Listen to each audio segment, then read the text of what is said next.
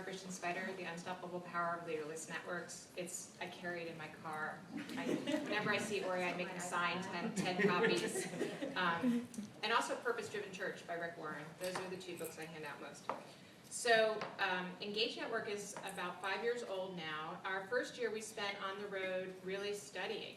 We had just a year of pure research, and we studied everyone from AA groups, evangelical churches, black churches in the South. We met with civil rights leaders, and really, of course, later on we came to study the Tea Party, the Obama movement, and Egypt, but we still spend about 40% of our time researching different networks. I go to Rick Warren's church about 4 weeks out of the year, and we spend about 60% of our time building and developing online and offline networks, so in practice. Clay Shirky last year, how many of you were here last year? So he had a talk called Rethinking Representation last year, and he said we needed to shift how we talk to elected representatives, and this is what he said. Instead of saying, well, the last campaign generated 2 million emails of the barely committed, so now we're going to try and generate 2.5 million, you could go and say, we're only going to send you 1,000 emails, but they're all from people who care about this issue, who work with each other to advance it in ways other than sending you a message, who live in your district, and who vote.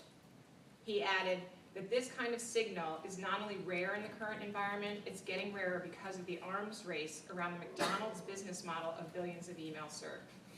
So he was asking us to take a hard step from where we are. This is why a group of us founded Engage, and I'm hoping to encourage you to do this by sharing some principles and stories that we've been finding. Engage was founded to ask really two questions. The first is, what is it that moves people into deeper online and deeper offline engagement that lasts beyond the campaign cycle? And how do we move from list building to building a movement? The question we get asked most often when we first meet with people, of course, is, I have 500,000 or 1 million people on my email list, my open rates, my giving rates are going down, and what should we do?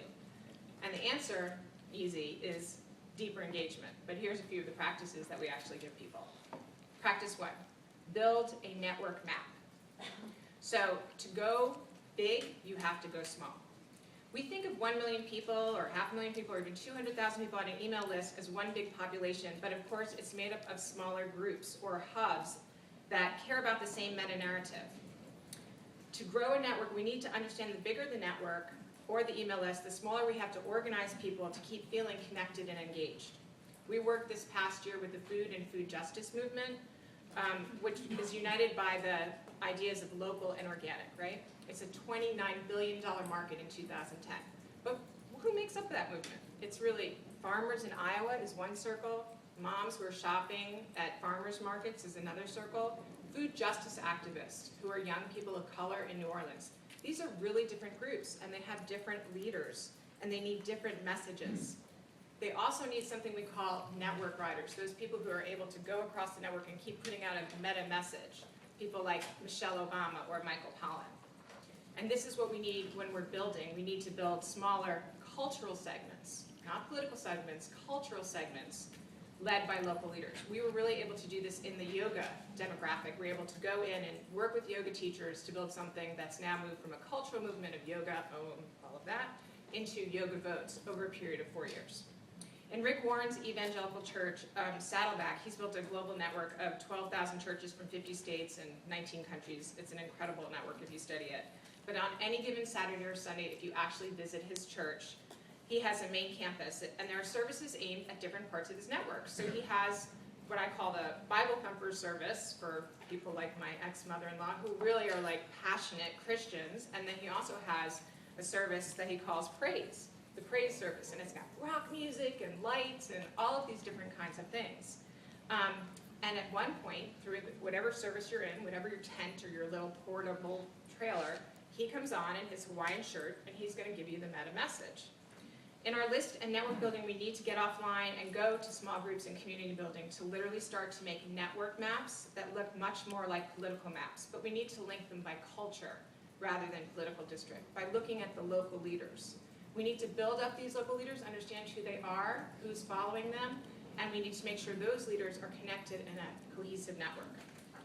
Principle number 2, community of care.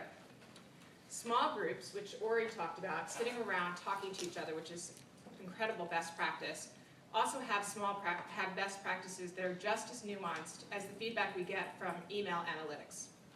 We have a series of metrics for small circles to understand their success, but one of the most important factors, if you take nothing else from this panel from me, is what holds people together offline is how much these groups are engaged in what we call a community of care.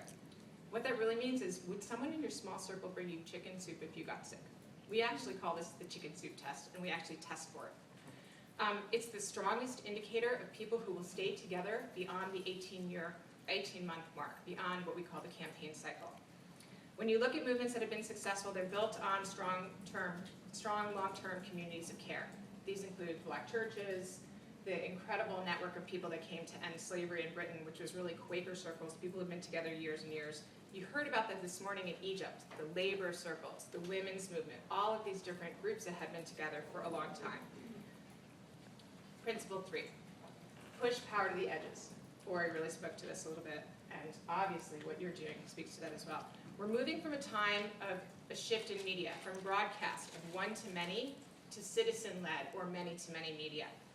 We're also moving from the same time in organizing. We're moving from a time of what we call broadcast organizing, where a small group of people get in a room and decide on a campaign or a political strategy and broadcast it out, to people-centered, people-led organizing. In Egypt, you heard this morning about the Facebook group, We Are All Khalid Said, which was incredible. Today we're honoring his death.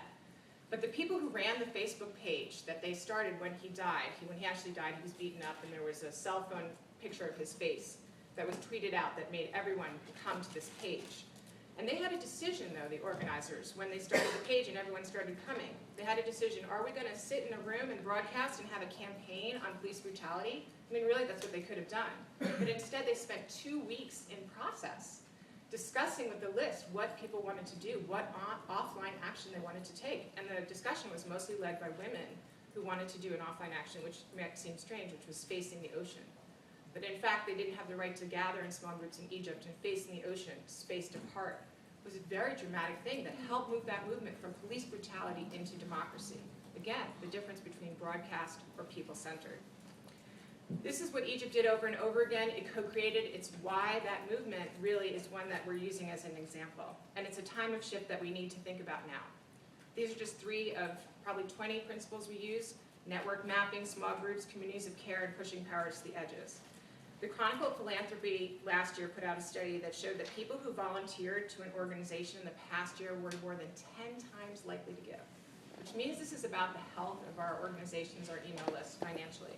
But most importantly, it's about the shift from list building to movement building.